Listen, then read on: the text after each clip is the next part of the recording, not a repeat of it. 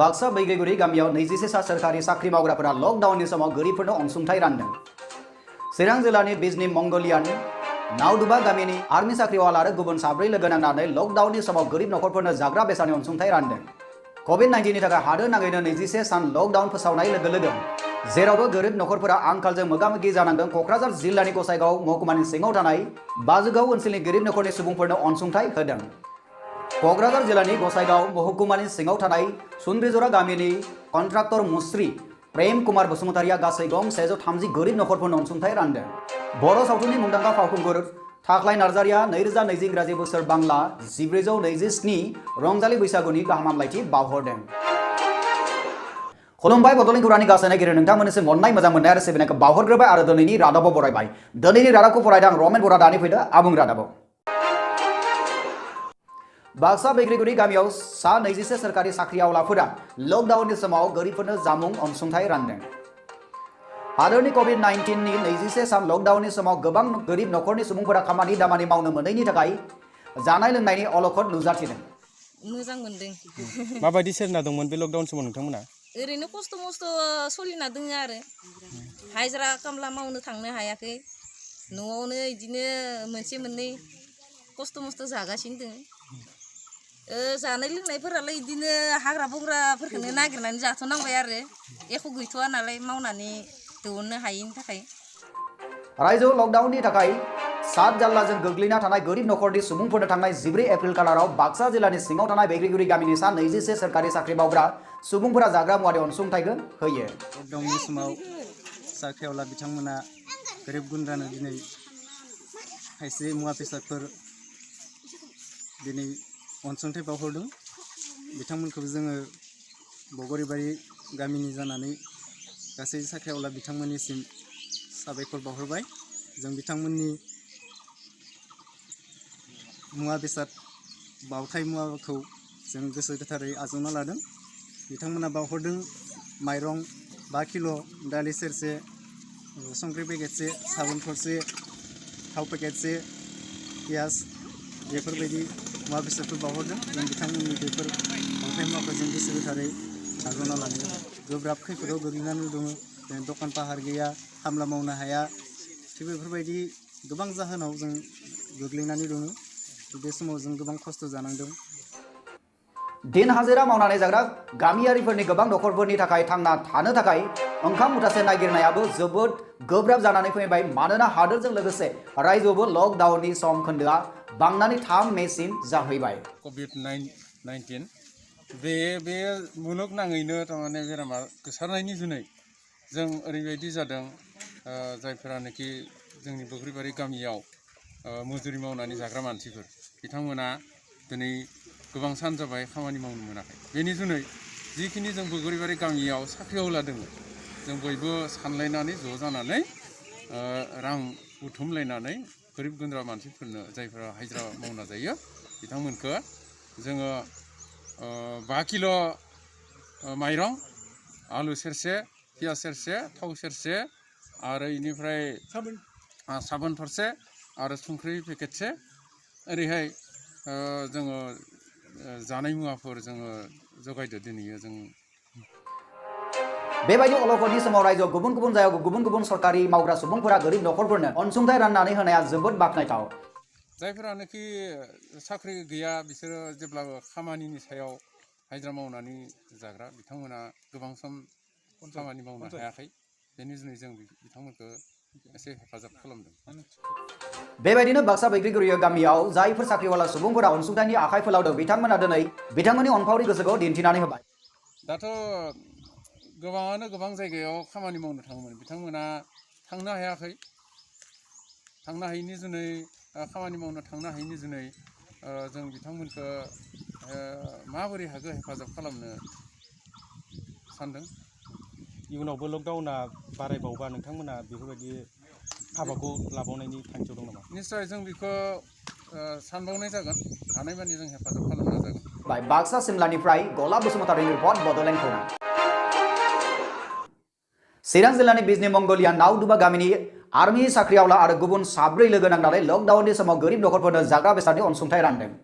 एसे एनै साबोन, थाव, संख्रि मोननायखौनो जोबोद गोजोननाय मोनबाय बेखौनो जों मावनो जेबो राहा गैयामोन जों बिराद गोजोननाय मोनबाय बे एसे साख्रियाव एसे माबाफोर हरनायखौ जों मोजां मोनबाय जों फिसा फिसौ मावनाय दांनाय ग्रोब आखाइ मोनाखिसै आरो फरायसालिफ्राबो फरायनो मोनाखिसै ओमफ्राय बिराद जोंबो बोराय बुरैल' एसे मोनजानायनि एसे मोननायनि गोजोनबाय आरो रायजो लकडाउननि गोहोमाव आरो रायजोनि सोलोंथाइ बिफाननि मन्त्रि डक्टर हिमन्त बिश्व शर्मानि बिथोन बादियै बिजनी मंगलिया नावदुबा गामिनि आर्मि साख्रि आवला आरो गुबुन 4 लोगो नांनानै लकडाउननि समाव गोरिब नखरफोरनो जाग्रा बेसाद अनसुंथाइ राननायनि खौरां मोननाय जादों।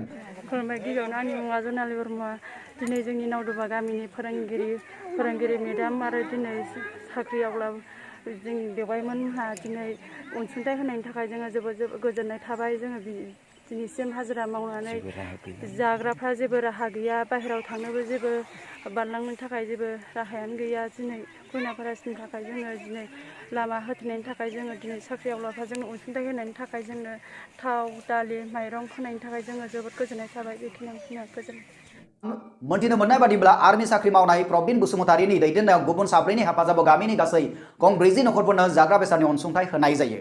जों फिसा फिसौ मावनाय दांनाय ग्रोब आखाइ मोनाखिसै आरो फरायसालिफ्राबो फरायनो मोनाखिसै ओमफ्राय बिराद जोंबो बोराय बुरैल' एसे मोनजानायनि एसे मोननायनि गोजोनबाय आरो जाबाय माइरं दालि संख्रि थाव गुबै साबोन बायदि बायदि सानफ्रोमबो नांनाय मुवाफोरखौ गं 40 नखरफोरनो राननानै होनाय जायो होनना मिथिनो मोननाय जादों। मोनबाय बेखौनो जों मावनो जेबो राहा गैयामोन एसेयावनो आं बुंनो जोब्बाय। प्रबिन बसुमतारी कमला ब्रह्म रन्जय बसुमतारी बिचित्र ब्रह्म आरो उत्तम ब्रह्म अनसुंथाइ होगिरि बिथांमोना गोरिबफोरनि फारसे अनसुंथाइ होनाया बाखनायथाव जादों होननानै बुंनो हायो। बे खौरांखौ मिथिहरदों चिरां नावदुबानिफ्राय बन्दना ब्रह्म बिथाङा। COVID-19 नि थाखाय हादोरनाङैनो 26 सान लकडाउन फोसावनाय लोगो लोगो जेरावबो गोरिब नखरफोरा आंखालजों मोगा मोगि जानांदों। क'क्राझार जिल्लानि गसाइगाव महकुमानि सिङाव थानाय बासुगाव ओनसोलनि गोरिब नखर सुबुंफोरनो अनसुंथाइ होदों। मिली आमी 17 জন একগোট হৈ আজিৰ যি ইটো লকডাউনৰ কাৰণে আজিৰ এই অনুষ্ঠানৰ যোগেদি চাউল দালি তেল আৰু সাবন আলু এইখিনি তেখেতক দি আমি সহায় কৰিব বিচাৰিছোঁ। পৰিয়ালত সামৰি ধৰিছোঁ আমি 94টা পৰিয়ালক আমি সামৰি লৈ আজিৰ এই অনুষ্ঠানখন আমি কৰিবলগীয়া হৈছোঁ। বিশেষকৈ আমি ধন্যবাদ দিব বিচাৰিছোঁ যে আমাক এইখিনি কৰিবৰ কাৰণে সুযোগ সুবিধা আমাৰ মাননীয় স্বাস্থ্যমন্ত্ৰী ডাঙৰীয়াই আমাক তেনেকুৱা সাজেশ্যন দিছিলে। গতিকে আমি আজি খুব আনন্দিত সমাজৰ কাৰণে আমিও যে শিক্ষকবৃন্দ একেলগ হৈ সামান্য এটা কাম কৰিব পাইছোঁ সেইকাৰণে আমি বহুতো आनन्दित अनुभव करिছোঁ। आसामनि मन्त्रि हिमन्त बिश्व शर्माया बुंनाय बायदियै साफ्रोमबो साख्रिवालाफोरखौ नसुंसेनि गोरिब गुन्द्रा नखरफोरनो जाहाय अनसुंथाइ होनांगौ होनना बिथोन होनाय लोगो लोगो नलेन्द्र मुसाहारिनि दैदेननायाव गासै सा 15 फोरोंगिरि बिथांमोना जयै लोगो नांनानै 1 नं बाजुगाव 2 नं बाजुगाव खौसागुरि दरथाम गामिनि गोरिब नखरफोरनो जाग्रा बेसादनि अनसुंथाइ होनाय जादों। जोंनि एलेखानि बे 100 जन सुबुंनो गासै जों बेवहाय सा 17 फोरोंगिरिफोर आरो बे सासे जोंनि मानगोनां 1 नं बाजुगाव आरो 2 नं बाजुगावनि फोरोंगिरिफोर आरो खौसागुरि बे एलेखानि जेसेबां सुबुंफोर दं बिसोरनो जा हायो बेबायदिनो साफायाव नखरफायाव आरो अनसुंथाइ होनो थाखाय जोङो दा आखायाव लादों। माइरं दालि थाव गोथां आलु साबोन बायदि बायदि गोनांथार बेसादफोरखौ गासै 100 गोरिब नखरनि सुबुंफोरनो अनसुंथाइ होनाय जायो होननानै जोंनिसिम खौरां मोनफैदों। আজি খুব ভাল পাইছি এই গ্রামের মুরব্বীগুলা এই ধরো করোনা ভাইরাসের বিষয়ে এই যে চাউল ডাল আলু দিবার লাগছে হ্যাঁ তার জন্য আমার খুব আনন্দ হ্যাঁ এইটুকে দিয়ে আমি ধন্যবাদ দিলাম। गसाइगावनिफ्राय खोरोमदाव लाइफांआरि रिपर्ट बडोलेण्ड खौरां। क'क्राझार जिल्लानि गसाइगाव महकुमानि सिङाव थानाय सुन्द्रिजरा गामिनि कन्ट्राक्टर मुस्रि प्रेम कुमार बसुमतारिया गासै गं 130 नखरफोरनो अनसुंथाइ रानदों। बे समाव हाजासे हामबाय होनो बे गेदेर अननायखौ मोननायनि थाखाय नैबे दिनै गाबोननि आथिखालाव जों गोबां दुखुआव दङमोन, खस्थ' दङमोन, आंखालाव दङमोन, अभाबाव दङमोन।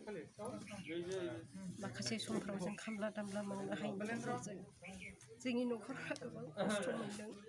नाथाय बे समावहाय जाय जोंनि गामि समाजनि जोंनि दिनै जाय गभर्नमेन्टनि साख्रिफोर मावदों, जोंनि मानगोनां अनजाग्रा मानसिफोर गावजों गाव खांलायनानै बेजोंनो मुथिसे माइरं, ओंख्रि, थाव, दालि गोबां जोंनि देहाखौ जोथोन लानो थाखाय नांगौ बेसादफोरखौ जोंनो दिनै राननानै होबाय।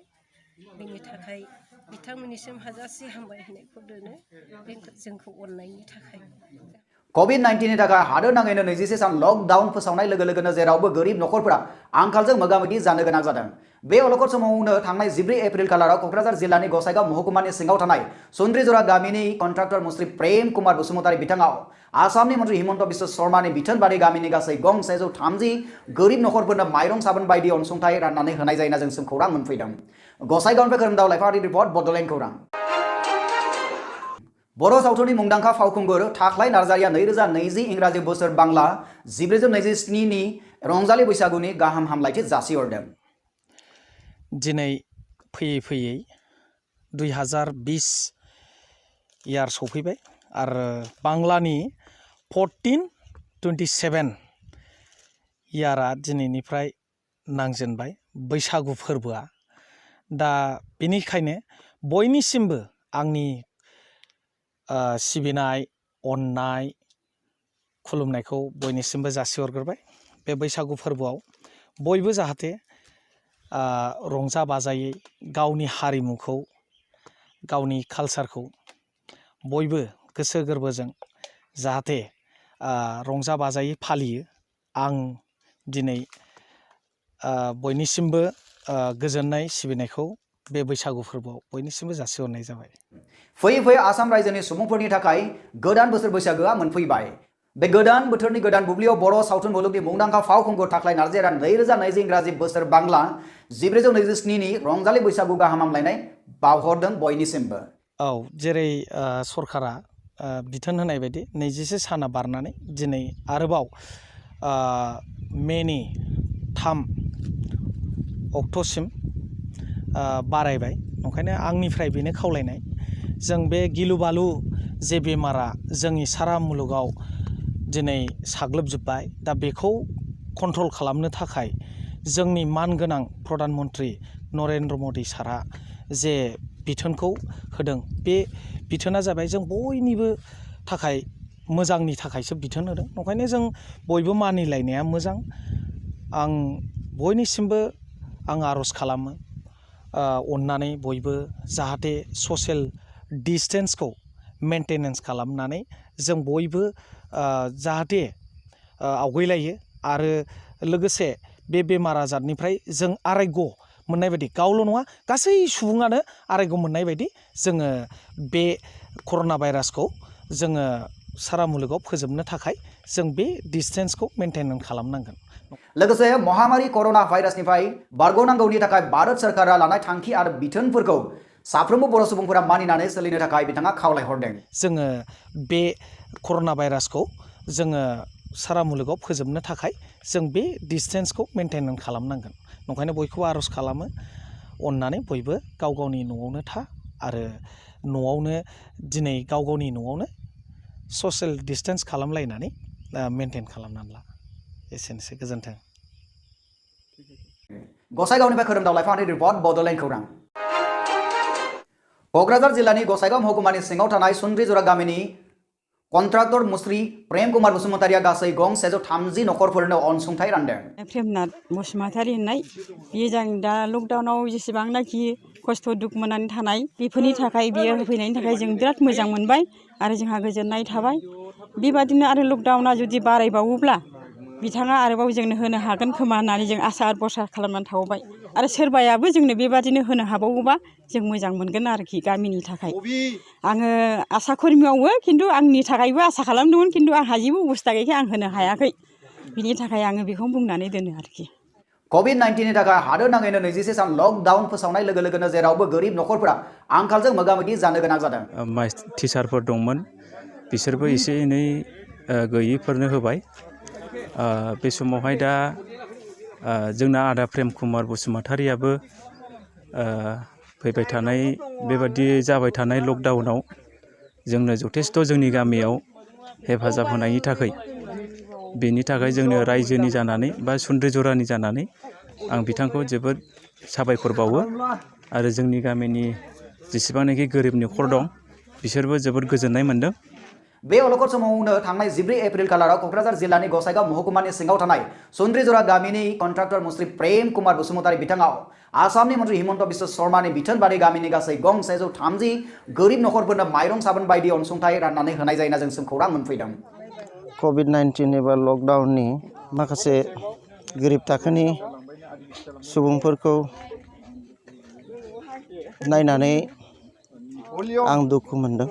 आङो गोसो गोरबोजों इसोरनि मोखांखौ नायनानै आङो बे 130 जन सुबुंफोरनो आङो जोंनि बे सुन्द्रिजरा गामियाव थानाय थागिबि मानसिफोरनो साबोन थरनै माइरं 5 केजिखौ आङो आंनि गोसो गोरबोजों मोजां मोननानै होदों। गसाइगावनिफ्राय खोरोमदाव लाइफाङारि रिपर्ट बड'लेण्ड खौरां। दानिया सम सफैबाय बड'लेण्ड खौरांनि गासै नायगिरि नोंथांमोननिफ्राय बिदाय लानानै बड'लेण्ड खौरांनि गासै नायगिरि नोंथांमोननिसिम फिन अननाय मोजां मोननाय आरो सिबिनायखौ बावहरफिनबाय आरो लोगोसे गोदान बोसोर बैसागोनि गासैनिसिमबो हामलायथि जासिनानै दिनैनि रादाबखौ एसेबां फोजोबनाय जाबाय। गोजोन्थों।